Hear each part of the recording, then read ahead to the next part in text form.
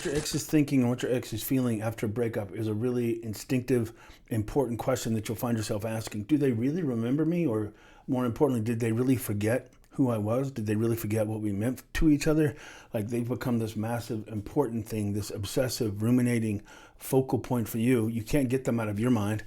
And it's hard for you to think that two people that were like this at one point, matching intensity, and now they're the sole focus of your heart, mind, soul. Are they really not thinking about me at all? If they're not, what are they thinking about? Do they miss me? Do they remember? The problem is the situation, the answer to that question can vary a bit depending on the situation that caused the breakup.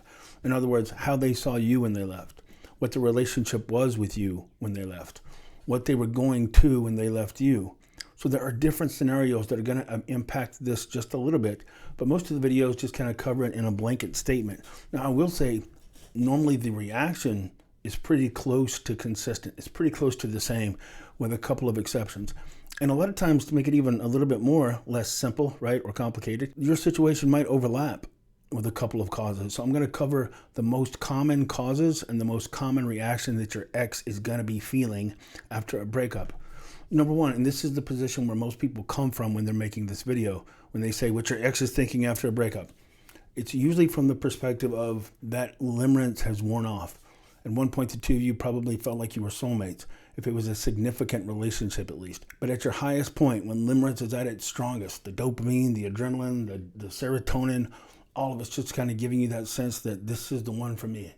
Maybe you never believed in soulmates before. Maybe you never believed that there's just one person, but this one person became the one person that convinced you that could be a real thing. Most cases, even if they left you for somebody else, if there was monkey branching, if there were other issues in the relationship, normally if it's a significant relationship, that limerence is going to fade. Sometimes that's the only issue. Sometimes the person that you're with mistakes that limerence for love. Once the limerence dips, once it fades, then all of a sudden they become sincerely confused. Well, I thought that's what love is. Isn't it the butterflies? Isn't it the heart pounding? Isn't it the excitement? And they'll say things like, I think I love you, but I don't know if I'm in love with you. I don't know if I feel about you the way I should feel about somebody that I'm dating. I'm sorry, I know we're great together, but I just want more. I want that fairy tale. I want that rush. I want that, and you mean a lot to me, and I'm sorry, and I might regret this later, but... So most breakup videos are kind of describing that. So if that sounds like the relationship, or if that sounds like the breakup that you're going through right now, you're going to go through, it's almost like what limerence is in a positive way. There's dark limerence. There's, in other words, that adrenaline rush, that sense of you're almost on a high. Feels like you're floating on air. Well, when you're getting rejected by the person that you just had limerence with, all of a sudden all of that crashes. It's like you don't go back to baseline. You go to something, you go to the dark place. You go to a depression, the sense of dread, the sense of hopelessness. It's going to hit you and make you feel like you just lost the greatest thing in the world, and you can't believe that they don't want to be with you anymore because not long ago you thought you found your soulmate in each other. In that situation, if you chased a lot, if you didn't see it coming, let's say that it's this situation, but you didn't see it. It was like a blindside. Maybe the two of you were at the farmer's market last weekend. Maybe you were at a birthday party. Maybe you were making wedding plans just a couple of weeks ago. The blind side is the one that hits you the most. It's just like in a boxing match. The punch you don't see coming is the one that knocks you out. If you don't see it coming, that dark limerence, that sense of hopelessness, helplessness, dread, despair is going to hit you really hard. The more you are into problem solving, the more sensitive you are, the more intense you are, the more that pain is just going to magnify. Now, the shock of that breakup is going to cause an instinctive reaction where even though you might normally not beg, plead, or chase, just out of instinct, like pain, especially sudden unexpected pain, creates desperation. That doesn't make you weak. That makes you human. So instinctively, you might have acted not like yourself and started begging and pleading. If you're a high-end problem solver, not only does that mind instinctively start analyzing, you will instinctively start asking questions. Questions that there's no good answer to. Well, when did you stop being attracted to me? That's not really going to matter. Even if they told you, well, about 10 seconds ago or 10 days ago, does it matter? But you're a problem solver, so you'll say, when did it happen? How long have you felt this way? Well, okay, you started doubting this just last week? Well, baby, that's probably just nerves. You'll start trying to answer the questions. You're trying to solve why they don't have the attraction, why they don't have the excitement, why they're not as enthusiastic about this relationship. The problem is you don't convince somebody to go back into limerence. You don't win an argument and then them go, you know what? You made a lot of really good points. I think I am still in love with you. Okay, look, I'm sorry about that. My bad. Let's keep doing this. It doesn't usually work. But again, pain makes you instinctively react. So if you're more intense, if you're more emotional, you might break down and cry. You might explode with a temper. If you're more rational, problem solving, you might start trying to barter, start trying to negotiate, start trying to point out to them why loss of attraction to you doesn't really make sense.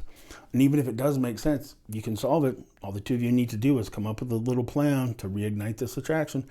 So you end up chasing, pleading, and begging just out of instinct. If you do that, it's usually going to take longer.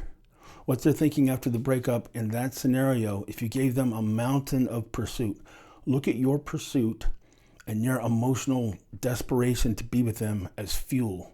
Like think of the old Little House on the Prairie lanterns, right? There's oil in the bottom and there's a flame. That flame is their strength. That flame is their determination that they can live without you. How much you chased, begged, pleaded fills up the bottom of that lantern with oil. So the more you chased, the more sense of confidence, the more sense of strength, the more sense of self-reliance they have, the more certain they are that they don't need you. So the more you chase, the longer it can take them to come back. Now, one of the positives that can happen is if you chase and then you stop, what you've done is artificially inflated their sense of self-worth and artificially deflated your value. If you stop chasing after you've been desperately chasing, they tend to notice. We're wired to notice when somebody loses attraction, loses a sense of worth, or stops pursuing us. Even if we're telling them that they want us to. Like maybe your ex broke up with you and said, I want you to go on and be happy because you keep chasing. They will still notice when you stop chasing, so stop chasing. But if you pleaded and you had that completely human reaction of trying to desperately hold on to something you didn't even know you were about to lose, the more you chased, the longer it's usually going to take for them to snap out of it and realize that you were somebody that maybe they made a mistake losing. A lot of times that sense of relief they get after the breakup and that boost from their ego they got because you kept chasing them, that's temporary too. So that usually fades. When they come down off of the high that they feel from the breakup, being in power and being chased by you, being important, that sense of high self-worth starts to drain. If in the meantime you've been focused on yourself, you've been focused on being the better version of yourself, you've been essentially proving that you're strong enough to not need them. Now you start registering as something that could be lost. What if I regret that decision? It turns out he or she is stronger than I thought. It turns out I'm not as high value as I thought. That moment when I thought this isn't as exciting as it should be has been replaced by a sense of fear that maybe I took something exceptional for granted. So give them time to shift from feeling like they're the prize and you're the lucky winner to wondering if maybe they're going to regret what they did. Now, what adds to that sense of relief is if they did the same situation that I'm talking about, the limerence started going down, but maybe you were unlucky enough that when the limerence with you started wearing off, somebody else appeared on the picture and they started idealizing somebody else. And maybe you suspected it, maybe they monkey branched. Well, one of the sad facts about monkey branching is if you start having feelings for somebody new when you're still in your previous relationship, that new person is forbidden. Forbidden, because of human nature, forbidden actually romanticizes that initial attraction. It's like, ooh, that's the person I'm not supposed to be with. I mean, it's human nature. So if they monkey branched and the limerence fell, the combination of those two things usually makes it last longer. In situations like that, don't listen to the 30 days, the 45, the 60, or the 90 days. Most relationships, especially if they have the extra fuel of knowing that we aren't supposed to be together, I was with somebody else and they were with somebody else, but then we met our soulmate and it becomes part of this romantic love story. And it's not really about two selfish, immature, spoiled, entitled twits that happen to find each other and stroke each other's ego. No, this is a love story for the ages. And we met each other even though we were with somebody else. Ha ha, isn't that funny and romantic? As silly as that sounds, that's human nature. We're all capable of falling into that trap. Give them time for the reality of the new person to wear off. But it usually takes into that 3 or 4 month range for the limerence of the new relationship to wear off, especially if you chased because you wanted to hold on to something, because the jealousy, the pain, the first scenario I was talking about is painful enough when you don't see a breakup coming. But when you not only don't see a breakup coming, but you find out what you've been feeling for your ex, they stopped feeling for you, and they were feeling for somebody new, there's an even stronger impulse to jump in and to remind them, no, you don't belong with them, you belong with me. Do you remember how you used to feel about me? I'm the same person. Okay, now I can, that panic is going to make you take a self-inventory, and you'll start listing off all the things that you can do better. That's a blow to your ego. We're wired for it. We're wired when that person that we think, that we believe, that we know really loves us suddenly doesn't feel that. It's a shock to the ego. It's a shock to your sense of self-worth. It really rattles how you see yourself. And there's a desperate and instinctive need to reclaim that sense of who you are from how they see you. Now, if you lose that, and on top of that, they're giving that sense of value, that sense of desire, especially intimate desire and passion towards another person, that almost doubles the pain that you're in. And that pain is so overwhelming that instinctively you want to fight for the person that you want to be with. So you go back into argument mode. So let me tell you why you shouldn't be with them. You should still be with me.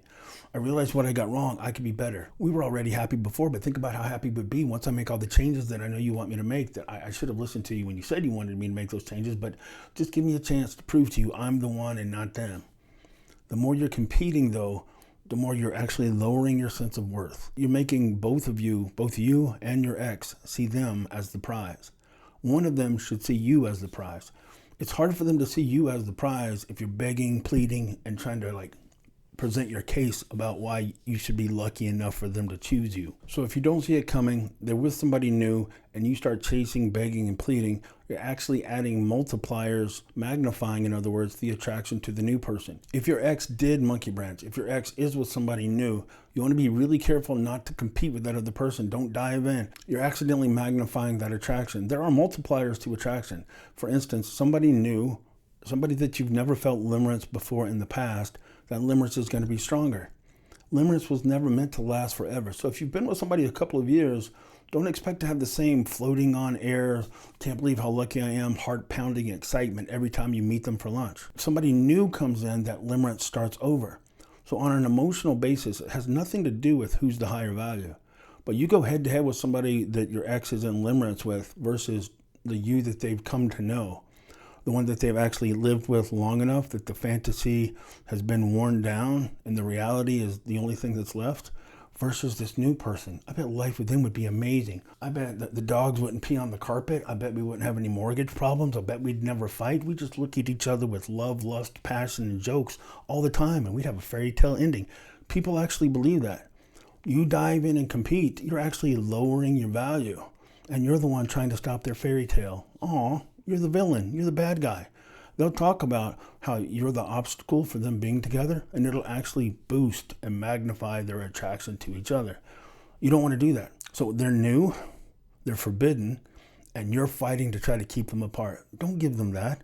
If anything, help drain the attraction by creating confusion. Trust in human ego and human instinct more than human logic. Human ego makes us feel kind of good about ourselves when we got somebody new and we've got the old person that still wants us. Now we have two people that want us, and man, that feels pretty good. But then the one that wanted us, the one that we assumed was going to keep chasing us because they chased so much when we broke up with them, stops chasing.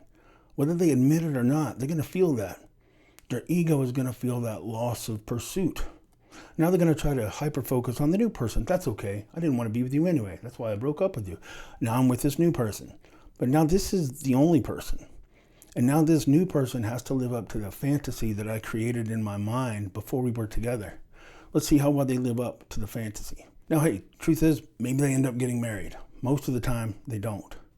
Most of the time, when you get together in that kind of a setting, the expectation of the fantasy life that you both put into your head leads to disappointment when you get the reality of living with that other person. And while they're getting the disappointment of finding out how imperfect this perfect person actually turns out to be, they start to wonder. Ego comes back into play. I wonder what happened to my ex. I wonder why my ex isn't chasing me as much as I thought they would. They said they were going to love me forever. They begged me not to do it, but they seem quiet now. Let me just kind of peek. I don't want to tell the new person, but I'm going to get online. I'll get on a friend's Facebook. I'll get on my mom's Instagram. And I'll just kind of peek over. Turns out, wow, my ex looks better than ever. They look like they're actually thriving in life. They don't seem like they're just kind of waiting on the porch, hoping for a second chance from me. I wonder if I made a mistake. This is human instinct. Human instinct makes you second guess, re-examine when somebody that you thought was going to chase you isn't chasing you. When the person that you thought was going to be perfect turns out not to be perfect. Human instinct and human ego comes in and says, what if I made a mistake? What if I'm going to regret this for the rest of my life? You want to trigger that. You trigger that by letting them burn through limerence with the new person while you're rebuilding, rebooting, becoming a stronger version of the one they walked away from. Don't let your heartbreak dictate your actions. Your heartbreak, your desperation, your pain is going to be a strong trigger to make you fight for that thing. Every stupid romantic movie in Hollywood is going to tell you to chase them to the airport, to show up in a limousine with roses, to humiliate yourself with some horrible speech with a radio over your head standing out in the rain. It doesn't work. It just magnifies the new romance. So give yourself a real chance. Don't magnify that attraction. Let them have the reality of their relationship without boosting it from your constant pursuit. And it can be a combination of these things. But a third situation that happens is your ex, the person that just broke up with you, is breaking up with you because they're about to embark on a new stage of life. There's a new opportunity. Maybe they're going to move. Maybe a group of friends all went through a breakup and now they're having like girl power, or maybe your boyfriend's got a friend who just got a divorce and he's in douchebag mode and he's tired of being accountable to you. So a bad sphere of influence, bad circle of friends. I'm about to start college. I just started a new job. I just got a raise. Anything that kind of gives that ego a certain boost. Human nature, human ego can make us think, well, hey, it turns out I'm doing better than I thought I was going to do. When I met you, I thought I topped out. It turns out my future's bright. I don't know. Now that I'm excited about my life to this new level, I'm kind of even more excited if I thought about how much fun it would be if I weren't tied down. I'm sorry. I just think I need to be true to myself. I need to give myself this new stage. I mean, there's so much. And look, I owe it to you. Part of the reason I'm devastating you and ripping your heart out and watching it beat in my hands is because I value integrity. I have to be honest with you about what I want. And as much as I wish I wanted to be with you, I just don't. I know. Sorry. I might change my mind later. But right now, it's just the lure of what my life could be without you. It's just too exciting. I'm sorry. Oh, man, I hate being this honest with you, but you deserve this kind of honesty. So, all right, I'll let you go. I'll see you later. I might come back. So, hey, here's hoping. This actually happens. And because they show themselves to be who they are, and look, what I'm describing, it's human nature to a degree. But if you give in to that human compulsion, that love of self, and that person is really willing to throw you away, well, here's the good news, bad news. That self-absorbed, emotionally selfish, usually covert narcissistic prick will probably come back at some point, as long as you stop chasing. That new opportunity, that new life, that new raise, that new car, that new whatever it is, that fades with time as well. Everything new and exciting right now becomes old pretty quickly.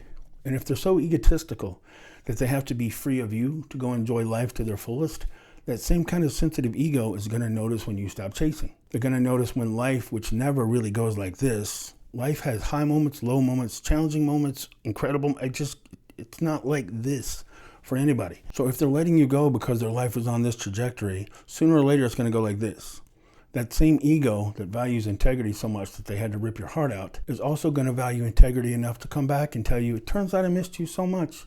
It turns out that job wasn't everything I thought it was. It turns out that new freedom got old quickly. And by the way, while I was enjoying my new life, I noticed you stopped chasing me. And my overinflated ego missed you because I kind of thought, I knew why I didn't want to be with you, but I thought you'd kind of still want to be with me. And then I looked to see what you were up to, and you look like you're doing great. And my ego thought, I hope I didn't make a mistake. I put in work to get them to be attracted to me before I threw them away. I kind of feel like I should still be able to be with them if I want to. So that prick will probably come back. They'll probably give you the chance. If you haven't spent time detaching from them, if you've put all your effort into doing no contact but monitoring and hyperfixating and trying to solve and trying to figure out what you got wrong, when they come back, they'll come back, and before too long, they'll throw you away again. Because now you've taught them that they can have you when they want you. You'll be an emotional pit stop for them anytime their ego takes a bit of a beating. Anytime life gets a little bit hard, they'll come back to you, you'll overinflate their self-worth, and they'll put you back on their self. But if that kind of situation happens, you can win them back, but the key to that as well is proving that you're strong enough to live without them. The bottom line in all of these is understanding that strength is way more attractive than desperation.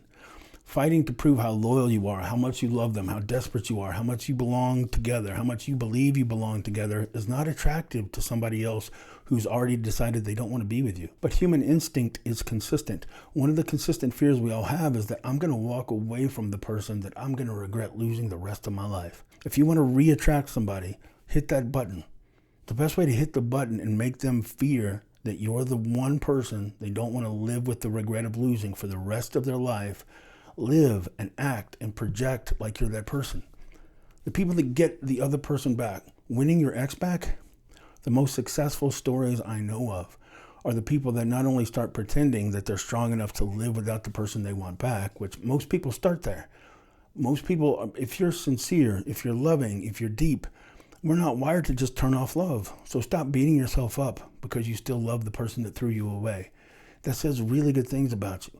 But you have to remember, underneath all that pain and that betrayal and that confusion, there is a person that has meaning, that has purpose in this life that's far more important than what any other person thinks of them. If you can remember that truth about you and start living like you know that's true, despite how you feel, your feelings will catch up with you. And then once you're living like that, you're the stronger, more successful, more confident, more grounded person. That's actually far more attractive. Now you look like the person your ex is afraid is going to be the one person they regret losing the most. I hope that made sense, because I know a lot of this is contradictory. The key to winning somebody back is proving to not only them, but to yourself that you don't need them. Now, all this changes. I'll give the last example of what to do or what to expect that your ex is thinking after a breakup. Well, what if you were the prick? What if you were the one that caused it? What if you were the one that kind of got spoiled and entitled and thought the person that loved you so much was going to love you forever? After a while, if you hurt somebody over and over again, they can finally realize that you're not going to change. And maybe they met somebody that gave them a sense of value, and it caught you off guard so much that you started chasing. And the more you chased, and now you look at it like, well, I've been a jerk for 2 years, so I owe them 2 years of an apology. I caused this breakup. I'm 100% convinced that I caused the breakup, which means there's no end to how sorry I am, which means there's no end to how many times I'll tell them I'm sorry. I deserve all the pain. And I'm going to prove to them how much I've changed and how much they mean to me by endlessly kissing their rear end, endlessly pleading, endlessly apologizing. That doesn't actually rebuild attraction. It doesn't even actually convince them that you're sorry. If you weren't sorry for 2 years and you didn't change for 2 years, but now you're desperate to change the same time they break up with you, they're going to know beyond a doubt the only reason you're sorry is because your ego got wounded and they walked away from you. They don't believe that you're actually sorry because you care about their pain. You didn't care about their pain for 2 years. Now you want to change, not because they're in pain. They actually seem greater, stronger, happier than ever. But now you're willing to change because you're in pain. The person who's changing because of their own pain, but not because of the pain they caused somebody else, is still not really a good person. And they're going to assume that's who you are. So you have to do a contradictory thing. You have to actually take accountability, be sorry, express that you're sorry as clearly as you can. Make it about their pain. Don't say, please take me back. I'm in so much pain without you. Please take me back. I've learned that you're the only one for me. Don't make an apology to them all about your agony. Make your apology to them about their agony. I'm so sorry I did that to you. I'm not telling you this because I deserve another chance. I'm only telling you this because I'm ashamed. The truth is I don't deserve you. The truth is if I were you, if you were my sister, if you were my daughter, I would tell you not to come back to me. So I'm not telling you this because I'm trying to pull you back in and trap you. I'm only telling you this because you deserve to hear it, and I'm sorry it took me losing you to realize it. And then leave them alone. If you wounded them that badly that the person that you thought would never leave you is finally leaving you, you're probably not going to win them back in the next 15 to 30 days. Give them time. Prove that you changed by giving them the apology and your humility, and then walking away without getting what you want. Because they're probably used to you figuring out some way to get what you want, because it's usually been about what you want. Make it this time about what they want, about what they deserve. Give them time for your lack of pursuit to be a strong piece of evidence that maybe you actually have changed. Let time pass. Time can reframe and give you an opening to present a different version of you. If they haven't seen you in 6 months, if they haven't seen you in a year, then we just naturally kind of wonder if the person that we're about to meet that we used to know, I wonder if they've changed. I wonder if they're a new person. You can change a lot in 6 months to a year. Give it time. They had to live with you treating them badly for 2 years. You can't live for 6 months without getting what you want, without what you think you deserve. Give it time. Time can actually reframe quite a bit of things. And I've seen even the person who caused the breakup get a second chance if they can take a deep breath and stop giving in to their anxiety and their desperate panic. I hope this helps. I know every situation is different, and I always say details matter because they really do. Not one case fits all. So if I can help, you can find me at realcoachken.com. And if you think this video would be of any help to somebody you know, I don't usually ask for shares or likes or comments too much, but I would appreciate it if you share it if you think it could be of any help. And I'll be back again soon. Thanks a lot.